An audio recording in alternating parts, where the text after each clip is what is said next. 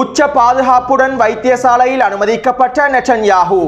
Hezbollah இராணுவத்தினர் அமைதியாக இருக்கின்றார்களா? Lebanon களத்தில் என்ன நடைபெறுகின்றது? வடக்கு காசாவின் கமால் அத்வான் வைத்தியசாலையிலிருந்து வெளியேறிய இஸ்ரேலிய ஆக்கிரமிப்பு இராணுவம். யமன் ஹவுதி இராணுவத்திற்கு எதிராக தாக்குதல்களை மேற்கொள்ளும் STC படைகளுக்கு நிதியுதவிகளை வழங்கிய சவுதி அரேபியா.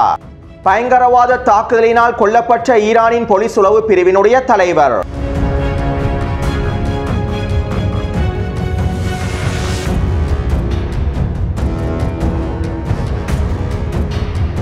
ஈரானின் வெளியுறவுத்துறை அமைச்சர் சீனாவுக்கு விஜயம் செய்து சில முக்கியமான கலந்துரையாடல்களை மேற்கொண்டுள்ளார். ஈரானினுடைய அணுசக்தி நிலைப்பாடுகள் தொடர்பாகவும் அணு ஆயுதங்கள் தொடர்பாகவும் மத்திய கிழக்கு பிராந்தியத்திலே தற்போது ஏற்பட்டிருக்கக்கூடிய நிலைமைகள் தொடர்பாகவும் காசாவின் யுத்த நிறுத்தம் தொடர்பாகவும் சில முக்கியமான கலந்துரையாடல்கள் மேற்கொள்ளப்பட்டிருப்பதாக ஈரானிய ஊடகங்கள் செய்திகளை வெளியிட்டுள்ளன. மேலும் ஈரானுக்கும் சீனாவுக்கும் இடையிலே மேற்கொள்ளப்பட்டிருக்கக்கூடிய இந்த கலந்துரையாடல்கள் மத்திய கிழக்கு பிராந்தியத்தினுடைய அக்கறைகளில் மிகப்பெரிய தாக்கத்தினை ஏற்படுத்தும் என்றும் ஈரானிய ஆய்வாளர்கள் கருத்துக்களை வெளியிட்டுள்ளார்கள். அத்தோடு ரஷ்யாவுக்கும் ஈரானுக்கும் இடையிலே நடைபெறப் போகின்ற பாதுகாப்பு ஒப்பந்தங்களை போன்று ஈரானுக்கும் சீனாவுக்கும் இடையிலும் சில பாதுகாப்பு ஒப்பந்தங்கள் மேற்கொள்ளப்பட போகின்றன. சீனாவினுடைய மிக முக்கியமான போர் விமானங்களை கொள்வனவு செய்வது தொடர்பாகவும் பேச்சுவார்த்தைகள் இடம்பெற்றுள்ளன. அடுத்து ஈரானின் பாதுகாப்பை குறைப்பதற்காகவும் ஈரானின் ஸ்திரத்தன்மையை நிலைக்குலைய செய்வதற்காகவும் பல்வேறுபட்ட சக்திகள் ஈரானுக்குள்ளே பயங்கரவாத தாக்குதல்களை மேற்கொள்வதற்கான எல்லா விதமான வேலை திட்டங்களையும் முன்னெடுத்து வருகின்றன. கடந்த 5 மாதமாக ஈரானுக்குள்ளே பல பயங்கரவாத தாக்குதல்களை மேற்கொள்வதற்கு திட்டங்கள் வகுக்கப்பட்டிருந்தன.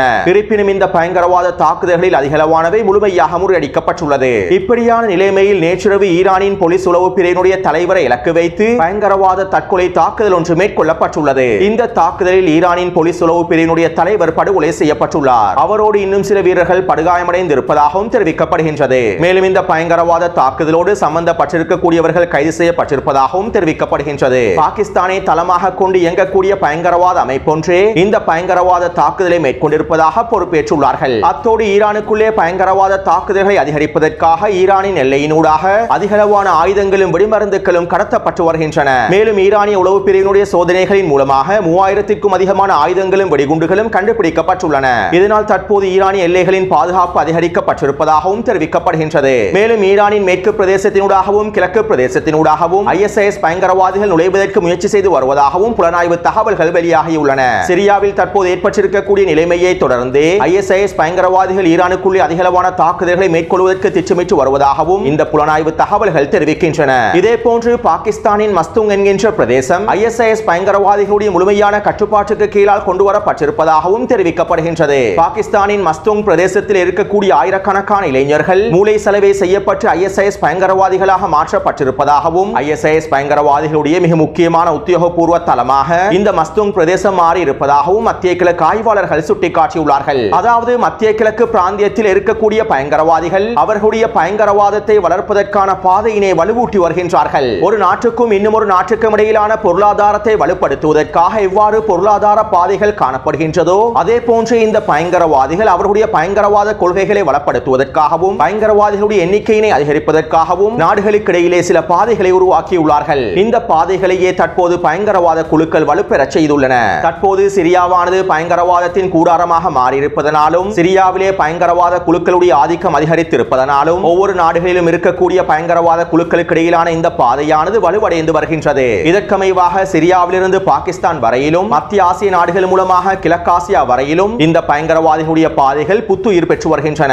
இதற்கமைவாகவே தற்போது ஈராக்கிலும் ISIS பயங்கரவாதிகள் அணிதிரட்டல்களையும் அதிகரித்து வருகின்றார்கள். மேலும் ஈராக்கிய அரச படைகளும் PMF படைகளும் இந்த ISIS பயங்கரவாதிகளுக்கு எதிராக தொடர்ச்சியான தாக்குதல்களை மேற்கொண்டு வருகின்றார்கள். ISIS பயங்கரவாதிகளுடைய தலைமைகளை கொத்தாக வேட்டையாடி அழித்து வருகின்றார்கள். அதே போன்று சிரியாவின் பல்மெரா பிரதேசத்திலிருந்து டேரெசோரின் கிழக்கு பிரதேசம் வரையில் ISIS பயங்கரவாதிகளுடைய தாக்கமும் ஆதிக்கமும் அதிகரித்து விட்டது. டேரெசோர் பிரதேசத்திலே ரஷ்யாவுடைய படைகளும் ஈரானிய படைகளும் இருக்கும் வரையில் ISIS பயங்கரவாதிகளினால் நுழைய முடியவில்லை. ஆனால் தற்போது குறித்த பிரதேசத்திலிருந்து ரஷ்யாவுடைய படைகளும் ஈரானிய படைகளும் வெளியேறி விட்டதனால் ISIS பயங்கரவாதிகளுடைய ஆதிக்கமானது பல மடங்கினால் அதிகரித்துள்ளது. கடந்த ஒரு வாரத்திற்குள்ளே மாத்திரம் குறித்த பிரதேச பிரதேசங்களிலே ISIS பயங்கரவாதிகள் மேற்கொண்ட தாக்குதல்களில் 30க்கும் அதிகமான சிரியாவின் பொதுமக்கள் கொல்லப்பட்டுள்ளார்கள். அதே போன்று சிரியாவில் இருக்கக்கூடிய ISIS பயங்கரவாதிகள் ஈராக்கில் இருக்கக்கூடிய ISIS பயங்கரவாதிகளோடு தொடர்புகளை ஏற்படுத்துவதற்கு முயற்சி செய்து வருகின்றார்கள். தரைவழி மூலமாகவே இந்த தொடர்புகளை ஏற்படுத்துவதற்கு முயற்சி செய்து வருகின்றார்கள். இருப்பினும் ஈராக்கிய படைகள் தொடர்ச்சியான தாக்குதல்களை மேற்கொண்டு இவற்றினை முறியடித்து வருகின்றது என்பதும் குறிப்பிடத்தக்க விடயமாகும். அடுத்து இஸ்ரேலிய ஆக்கிரமிப்பின் உளவாளி எலிசபெத் சுர்கோவ் இவ்வாறு தெரிவித்துள்ளார். சிரியாவில் இருக்கக்கூடிய மிக முக்கியமான 12 பயங்கரவாத அமைப்புகளுக்கும் குழுக்களுக்கும் இஸ்ரேலில் இருந்து உதவிகள் வழங்கப்படுகின்றன. இந்த பயங்கரவாத குழுக்களுக்கு தேவையான நிதி உதவிகளும் முழுமையாக வழங்கப்படுகின்றன. STS அமைப்புக்கு கீழால் இருக்கக்கூடிய பல கிளைகளுக்கும் இவ்வாறான உதவிகளை இஸ்ரேல் மேற்கொண்டு வருவதாகவும் உளவாளி எலிசபெத் சுர்கோவ் ஒப்புக்கொண்டுள்ளார். அடுத்து யமன் அன்சாருல்லாஹ்வினுடைய ஆட்சியினை சீர்குலைப்பதற்காகவும் யமனின் ஸ்திரத்தன்மையை நிலைக்குலைய செய்வதற்காகவும் யமனின் கிழக்கு பிரதேசத்தில் இருக்கக்கூடிய ISIS பயங்கரவாதிகளுக்கும் அல் கைதா பயங்கரவாதிகளுக்கும் முதலீடுகள் மேற்கொள்ளப்பட்டிருப்பதாகவும் சில தகவல்கள் கசிவடைந்துள்ளன. இதற்கமைவாக இனி வரக்கூடிய நாட்களில் யமனின் கிழக்கு பிரதேசத்தில் இருக்கக்கூடிய இந்த பயங்கரவாதிகள் யமனினுடைய தலைநகரான சனாவை இலக்கு வைத்து தாக்குதல்களை மேற்கொள்வதற்கான வாய்ப்புகள் இருப்பதாகவும் தெரிவிக்கப்படுகின்றது. அதாவது யமன் அன்சாருல்லாஹ்வுக்கு எதிராக யமன் ஹவுதி ராணுவத்திற்கு எதிராக யமனின் கிழக்கு பிரதேசத்தில் இருக்கக்கூடிய ISIS பயங்கரவாதிகளும் அல் கைதா பயங்கரவாதிகளும் தாக்குதல்களை ஆரம்பிக்க போகின்றார்கள். அதாவது சிரியாவிலே பயங்கரவாதத்தினுடைய ஆதிக்கம் அதிகரித்ததை தொடர்ந்து சிரியா பயங்கரவாதிகளுடைய கூடாரமாக மாறியதை தொடர்ந்து பல்வேறுபட்ட சக்திகள் மத்திய கிழக்கு பிராந்தியத்திலே பயங்கரவாத குழுக்களுடைய பாதைகளையும் வலுவூற்றுவதற்கு ஆரம்பித்து விட்டார்கள். மத்திய கிழக்கிலே இஸ்ரேலிய ஆக்கிரமிப்பினை பாதுகாப்பதற்காக பிரிவினை மோதல்களை ஏற்படுத்தினார்கள். இதன் இரண்டாவது கட்டமாகவே தற்போது இந்த பயங்கரவாத தாக்குதல்களையும் அதிகரிக்கப் போகின்றார்கள்.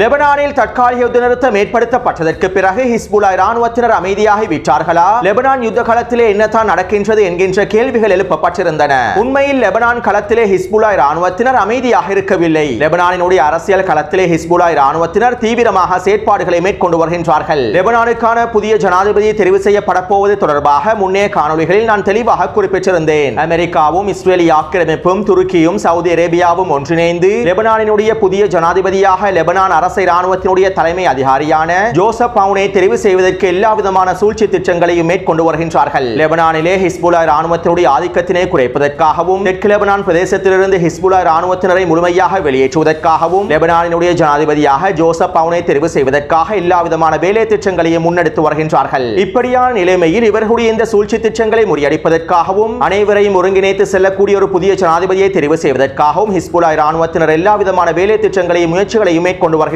லெபனானின் பாராளுமன்ற சபாநாயகராகவும் அமல் இராணுவத்தினுடைய தலைவராகவும் இருக்கக்கூடிய நஹபி பெர்ரி அவர்களுடைய தலைமையிலேயே ஹிஸ்புல்லா இராணுவத்தினரும் ஒன்றிணைந்து இந்த வேலை திட்டங்களை மேற்கொண்டு வருகின்றார்கள். வருகின்ற ஜனவரி மாதம் 9ஆம் தேதியே லெபனானின் புதிய ஜனாதிபதி தெரிவு செய்யப்பட போகின்றார். புதிய ஜனாதிபதியாக ஜோசப் அவுன் தெரிவு செய்யப்படுவாராக இருந்தால் அது இஸ்ரேலிய ஆக்கிரமிப்புக்கும் அமெரிக்காவுக்கும் கிடைத்திருக்கக்கூடிய மிகப்பெரிய அரசியல் ரீதியான வெற்றியாகவே பார்க்கப்படும். அத்தோடு ஹிஸ்புல்லாவினுடைய கட்சியை சேர்ந்த லெபனானின் பாராளுமன்ற அமைச்சர் ஹசன் ஃபதுலுல்லா அவர்கள் ஊடகங்களிடம் இவ்வாறு தெரிவித்துள்ளார். அமல் அமைப்பும் ஹிஸ்புல்லாவும் இன்னும் ஏனைய முக்கியமான தலைமைகளும் ஒன்றிணைந்து வருகின்ற ஜனவரி 9ஆம் தேதி சிறந்த முடிவை எடுப்பதற்காக எல்லா விதமான முயற்சிகளையும் மேற்கொண்டு வருகின்றார்கள். லெபனானிலே இருக்கக்கூடிய ஒட்டுமொத்த மக்களும் விரும்பக்கூடிய ஒரு புதிய ஜனாதிபதியை தெரிவு செய்வதே ஹிஸ்புல்லாவினுடைய நோக்கமாக காணப்படுகின்றது. இதன் மூலமாகவே லெபனான் மக்களுடைய உரிமைகள் முழுமையாக பாதுகாக்கப்படும் என ஹிஸ்புல்லா நம்புவதாகவும் அமைச்சர் ஹசன் ஃபதுலுல்லா அவர்கள் தெரிவித்துள்ளார். எனவே தற்போது லெபனானுடைய யுத்த களத்தில் போர் தொடரவில்லை. தற்காலிக யுத்த நிறுத்தம் ஏற்படுத்தப்பட்டுள்ளது. ஆனால் லெபனானுடைய அரசியல் களத்திலே போர் தொடர்கின்றது. மேலும் ஹிஸ்புல்லா இராணுவத்தினர் தெற்கு லெபனான் பிரதேசத்திலிருந்து முழுமையாக வெளியேறவில்லை. அதே நேரம் இஸ்ரேலிய ஆக்கிரமிப்பு தற்காலிக யுத்த நிறுத்த நிபந்தனைகளை முழுமையாக மீறி வருகின்றது. இதுவரைக்கும் இஸ்ரேலிய ஆக்கிரமிப்பு 500 தடவைகளுக்கு மேலால் யுத்த நிறுத்த நிபந்தனைகளை முழுமையாக மீறி விட்டதாக லெபனானுடைய அரச ஊடகங்களும் செய்திகளை வெளியிட்டுள்ளன.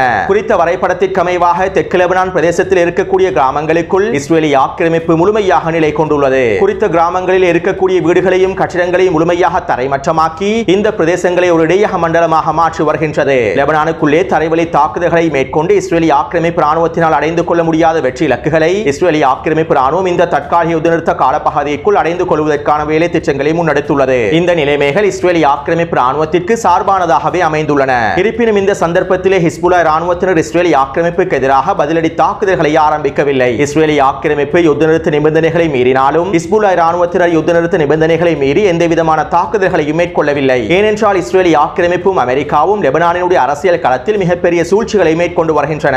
இந்த சந்தர்ப்பத்திலே ஹிஸ்புல்லாஹ் இராணுவத்தினர் இஸ்ரேலிய ஆக்கிரமிப்புக்கு எதிராக பதிலடி தாக்குதல்களை மேற்கொண்டால் அதனை சாதகமாக பயன்படுத்தி இஸ்ரேலிய ஆக்கிரமிப்பும் அமெரிக்காவும் லெபனானுக்குள்ளே உள்நாட்டு போரையும் ஆரம்பித்து விடுவார்கள். லெபனான் அரசியல் களத்திலே சூழ்ச்சிகளை மேற்கொண்டு உள்நாட்டு போரை ஆரம்பித்து விடுவார்கள். இவ்வாறு லெபனானுக்குள்ளே உள்நாட்டு போர் ஆரம்பிக்கப்படுமாக இருந்தால் அது லெபனானுக்கு மிகப்பெரிய இழப்பாகவே மாறிவிடும். எனவே இவ்வாறு லெபனானுக்குள்ளே உள்நாட்டு போர் ஏற்படக்கூடாது என்பதற்காகத்தான் ஹிஸ்புல்லாஹ் இராணுவத்தினர் அமைதியாகவும் பொறுமையாகவும் இருக்கின்றார்கள். லெபனான் அரசியல் களத்திலே மேற்கொள்ளப்பட்டு வரக்கூடிய இந்த சூழ்ச்சி திட்டங்களை முழுமையாக வெற்றி கொள்வதற்காக ஹிஸ்புல்லாஹ் இராணுவத்தினர் பொறுமையாகவும் அமைதியாகவும் இருக்கின்றார்கள். மேலும் லெபனான் பொதுமக்களுக்கு சார்பான ஹிஸ்புல்லாஹ் இராணுவத்திற்கு சார்பான பலஸ்தீனிய போர்முனைக்கு சார்பான ஒரு புதிய ஜனாதிபதி தெரிவு செய்யப்படுவாராக இருந்தால் அது இஸ்ரேலிய ஆக்கிரமிப்புக்கும் அமெரிக்காவுக்கும் மிகப்பெரிய தோல்வியாகவே அமைந்துவிடும். அவ்வாறு ஒரு சிறந்த ஜனாதிபதி லெபனானுக்கு தெரிவு செய்யப்படுவாராக இருந்தால் லெபனானுக்குள்ளே உள்நாட்டு போர் ஏற்படுத்தப்படுவது முழுமையாக தடுத்து நிறுத்தப்படும். எனவே இதனை அடிப்படையாக கொண்டே ஹிஸ்புல்லாஹ் இராணுவத்தினர் தற்போது காய் நகர்த்தல்களை மேற்கொண்டு வருகின்றார்கள். லெபனான் யுத்த களத்திலே ஹிஸ்புல்லாஹ் இராணுவத்தினர் அமைதியாக இருந்தாலும் லெபனானினுடைய அரசியல் களத்திலே ஹிஸ்புல்லாஹ் இராணுவத்தினர் தீவிரமாக செயற்பட்டு வருகின்றார்கள். அடுத்து யமன் ஹவுதி இராணுவத்தினர் இஸ்ரேலிய ஆக்கிரமிப்புக்கு எதிராக தொடர்ச்சியான தாக்குதல்களை மேற்கொண்டு வருகின்றார்கள். நேற்றிரவு இஸ்ரேலிய ஆக்கிரமிப்பின் நெகோவ் பிரதேசத்தில் இருக்கக்கூடிய நெவாட்ரிம் விமான கட்டளை தளத்தினை இலக்கு வைத்து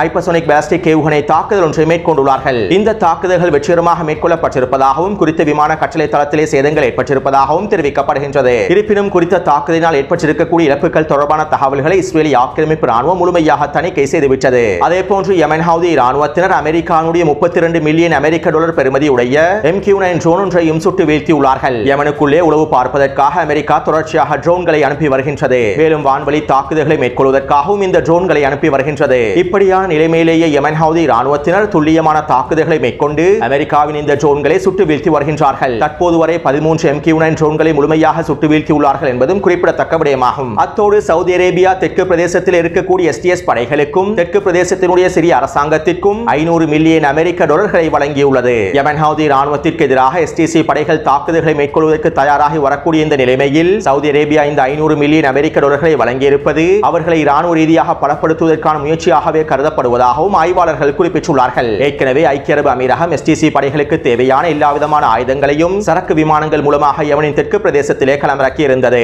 இதே போன்று இனி வரக்கூடிய நாட்களில் ஐக்கிய அரபு அமீரகமும் சவுதி அரேபியாவும் ஒன்றிணைந்து அதிகளவான ஆயுதங்களையும் குறித்த பிரதேசத்திலே களமிறக்குவார்கள் என்றும் எதிர்பார்க்கப்படுகின்றது.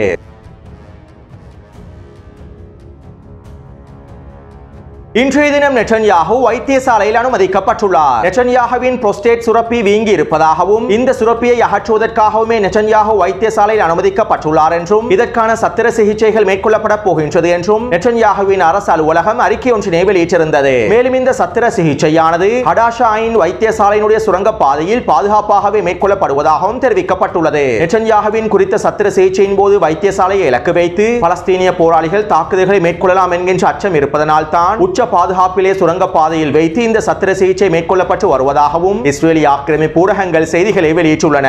அடுத்து நேற்று மாலை பலஸ்தீனிய போராளிகள் ஜெருசலம் பிரதேசத்தை இலக்கு வைத்து ஏவுகணை தாக்குதல்களை மேற்கொண்டிருந்தார்கள். மத்திய தூர ஏவுகணைகளை பயன்படுத்திய பலஸ்தீனிய போராளிகள் இந்த ஏவுகணை தாக்குதல்களை மேற்கொண்டுள்ளார்கள். அதுவும் வடக்கு காசா பிரதேசத்திலிருந்து தான் பலஸ்தீனிய போராளிகள் இஸ்ரேலிய ஆக்கிரமிப்பு பிரதேசத்தை இலக்கு வைத்து இந்த ஏவுகணை தாக்குதல்களை மேற்கொண்டிருப்பதாக தெரிவிக்கப்படுகின்றது. காசாவிலே யுத்தம் ஆரம்பிக்கப்பட்டு 449 நாட்கள் கடந்துள்ள நிலைமையில் பலஸ்தீனிய போராளிகள் இஸ்ரேலிய ஆக்கிரமிப்புக்கு எதிராக இந்த ஏவுகணை தாக்குதல்களை மேற்கொண்டிருப்பது இஸ்ரேலிய ஆக்கிரமிப்பு ராணுவத்தினுடைய மிகப்பெரிய தோல்வி என்றும் இஸ்ரேலிய ஆக்கிரமிப்பு ஆய்வாளர்கள் தெரிவித்துள்ளார்கள். அத்தோடு யுத்த நிறுத்த பேச்சுவார்த்தைகள் தோல்வி அடைந்திருப்பதனால் ஹமாஸ் தரப்பினர் அவர்களுடைய நிபந்தனைகளை கைவிட வேண்டும் என்பதற்காகவும் அதற்கான அழுத்தங்களை வழங்க வேண்டும் என்பதற்காகவும் காசாவிற்குள்ளே மீண்டும் பல தரைவழி தாக்குதல்களை ஆரம்பிக்க வேண்டும் என இஸ்ரேலிய ஆக்கிரமிப்பு ராணுவம் அறிவித்துள்ளது. இதற்கமைவாக காசாவின் பல பிரதேசத்தினூடாக மீண்டும் தரைவழி தாக்குதல்களை ஆரம்பிக்க போவதாகவும் இஸ்ரேலிய ஆக்கிரமிப்பு ராணுவத்துடைய தலைமை அதிகாரி தெரிவித்துள்ளார். எனவே இனி வரக்கூடிய நாட்களில் மத்திய காசாவிலும் கான் யூனிஸ் பிரதேசத்திலும் ரஃபா பிரதேசங்களிலும் இஸ்ரேலிய ஆக்கிரமிப்பு ராணுவம் மீண்டும் தரைவழி தாக்குதல்களை ஆரம்பிக்கும் என எதிர்பார்க்கப்படுகின்றது.